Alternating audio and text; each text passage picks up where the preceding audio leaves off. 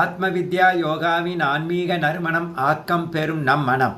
ஒரு துறவி சீடர்களோட நதியில் குளிச்சுட்டு ஆசிரமத்தை நோக்கி திரும்பி வந்துக்கிட்டு இருக்கும் பொழுது ஒரு குடும்பத்தில் ஒரே சத்தம், ஒருத்தருக்கு ஒருத்தர் சண்டை போட்டுக்கிறாங்க.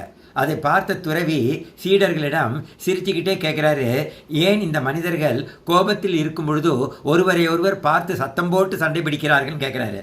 சீடர்கள் யோசித்த பிறகு ஒருத்தர் சொல்கிறாரு, கோபத்தில் நாம் அமைதியை இழக்கிறோம் சுவாமிஜிங்கிறாரு.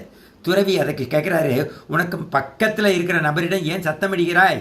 அவர்கள் உன் அருகில் தானே நிற்கிறார்கள். நீ சொல்ல வேண்டியதை கோபித்துக் கொள்வதை கூட அவர்களுக்கு மட்டும் கேட்கும் விதமாக கோபித்துக் கொள்ளலாமே அப்படிங்கிறாரு. ஒவ்வொரு சீடரும் ஒரு காரணம் சொல்கிறாங்க. எதுவும் அவருக்கு திருப்தி அளிக்கல.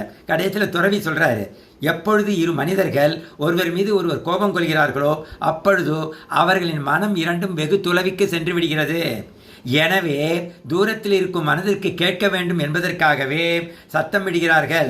மனது எவ்வளவு தூரம் விலகி இருக்கிறதோ அவ்வளவு தூரம் இவர்கள் தங்கள் ஆற்றலை உபயோகித்து சத்தம் போட வேண்டியிருக்கும்.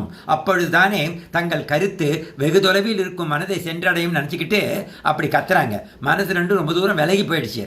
அதனால் இதுவே இரு மனிதர்கள் ஒருவர் மீது ஒருவர் அன்பாக இருக்கும் பொழுது என்ன நடக்கிறது? அவர்கள் ஒருவரை பார்த்து ஒருவர் சத்தமிடுவதில்லை. அமைதியாகவும் அன்பான முறையிலும் தங்கள் கருத்துக்களை வெளிப்படுத்துவார்கள். காரணம், அவர்களது மனம் இரண்டும் வெகு சமீபத்தில் அருகில் இருக்கும். மனதிற்கு இடையேயான தூரம் மிக குறைவாக இருக்கும் பொழுதோ அல்லது மனதிரண்டும் ஒன்றோடு ஒன்று இணைந்தே இருக்கும் பொழுதோ அங்கே சப்தம் இருக்காது. அன்பு இருவரையும் இணைக்கும். துறவி தொடர்ந்து கூறுகிறார், இதை விடவும் அதிகமாக ஒருவர் மீது ஒருவர் அன்பு செலுத்தும் பொழுது என்ன நடக்கும்? அவர்கள் ஒருவருக்கொருவர் சத்தமாக பேச தேவை இருக்காது. அவர்களின் மனதுகள் இரண்டும் கிசுகிசுப்பாக பேசுவதிலிருந்தே அவர்களின் கருத்துக்கள் பரிமாறப்படும். இன்னும் அன்பு அதிகமாகும் பொழுதோ வார்த்தையே தேவைப்படாது. அவர்கள் கண்கள் ஒருவரை ஒருவர் பார்க்கும் போதே மனதின் எண்ணங்கள் வெளிப்பட்டுவிடும். துறவி கடைசியாக சீடர்களை பார்த்து கூறுகிறார், அதனால் நீங்கள் ஒருவருடன் ஒருவர் வாதிடும் பொழுதோ உங்கள் மனதுகள் இரண்டும் தொலைவாக போய்விடாமல் பார்த்து கொள்ளுங்கள்.